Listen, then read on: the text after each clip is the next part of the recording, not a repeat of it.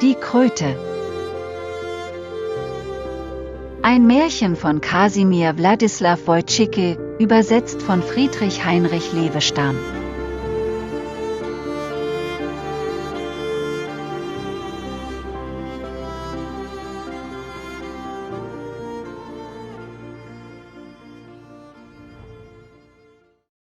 Ein reicher Fürst hatte 3 Söhne. 2 waren klug und der 3. dumm. Als sie groß geworden waren, wünschte der Vater, dass sie sich verheiraten möchten. Er gab ihnen also Bogen und Pfeile und redete sie folgendermaßen an: Ihr seid nun groß und stark geworden, bald wird es Zeit, ihr guten Burschen, an schmucke Weibchen auch zu denken, die euch durch ihren holden Reiz erheitern, damit ich noch vor meinem Tode die lieben Enkelchen mag schaukeln. Hier habt ihr jeder einen Bogen. Schießt weit hinweg die schnellen Pfeile, und wo der Pfeil hinfällt, da suchet euch die holde Gattin. Der Älteste spannte seinen Bogen, und zischend flog der Pfeil von dannen. Erst hinterm Walde fiel er nieder, auf dem Balkon des Marmorhauses. Da stand die goldgelockte Jungfrau, spann ihren Flachs mit weißen Händen. Die Jungfrau war des Ritters Tochter, dem viele Schlösser zugehörten. Der Ritter wählte ihn zum Eidam, zum Schwiegersohn. Voll Freude war der alte Fürst nun, dass sich sein Sohn ein Weib gewählet. Der Jüngere spannte seinen Bogen, und zischend flog der Pfeil von dannen. Erst hinterm Bache fiel er nieder, im Schatten einer großen Linde. Dort saß die schwarzgelockte Jungfrau und sammelt Honig in die Töpfe. Die Jungfrau war des Landmanns Tochter. 2 große Häuser hat der Landmann, das eine Haus von Fichtenholz, das andere von festen Steinen. Der Landmann wählte ihn zum Eidam. Voll Freude war der alte Fürst nun bei seines 2. Sohnes Hochzeit, der Jüngste ging noch immer weiter mit dem schönen Bogen.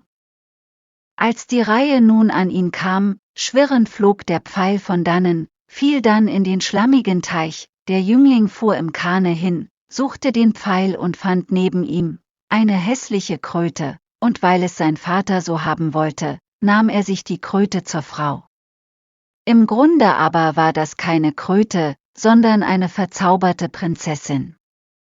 Er brachte sie nach Hause, setzte sie auf sein Bett und befahl seinen Leuten, ihr zu dienen.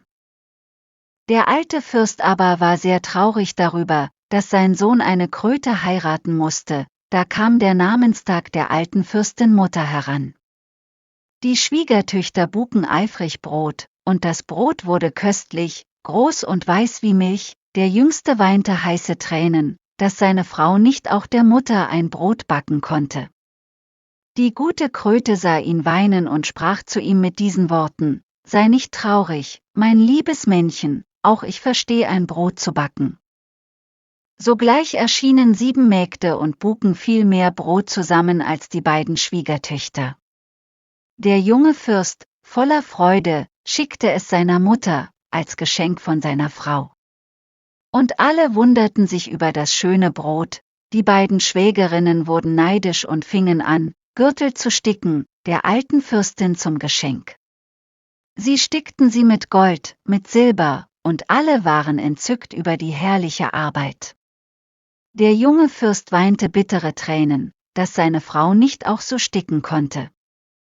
Die Kröte sah ihn weinen und sprach zu ihm mit diesen Worten: Sei nicht traurig, mein liebes Männchen, auch ich stick einen schönen Gürtel, den bringst du als Geschenk der Mutter. Und es erschienen 7 Mägde und stickten einen Gürtel aus Gold, Silber, Perlen und blitzenden Diamanten. Der junge Fürst brachte das Geschenk zur Mutter, und alle waren erstaunt, dass eine Kröte einen so schönen Gürtel sticken konnte. Der Namenstag der alten Fürstin war da. Die beiden Schwiegertöchter saßen schön ausgeputzt neben ihr. Der junge Fürst war traurig, dass er nicht auch bei dem Feste sein konnte. Wir werden auch hingehen, sagte die Kröte. Geh du voran, und wenn es regnet, so sag, dass deine Frau sich badet, wenn es blitzt, so sag, dass sie sich putzt, und wenn es donnert, dass sie schon angefahren kommt. Voll Freude geht er hin und wünscht der Mutter Glück und Segen. Man stellt die Tische auf, das Festmahl soll beginnen. Da fängt es ganz leise an zu regnen.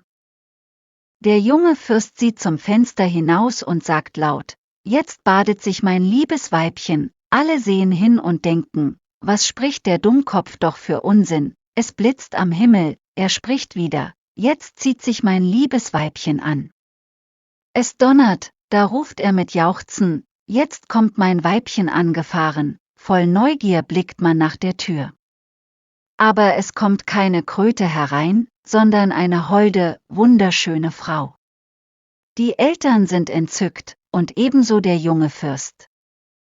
Schnell läuft er nach Hause, niemand weiß, warum, an der Tafel geht es lustig zu. Die junge Fürstin strahlt von Schönheit, und die beiden Schwägerinnen sind wütend vor Neid. Da kommt eilig der junge Fürst zurück und ruft seiner Frau zu: Die hässliche Krötenhaut, die deine Schönheit verdeckte, ich habe sie zu Hause gefunden und verbrannt. In demselben Augenblick war die junge Frau ganz in Flammen eingehüllt.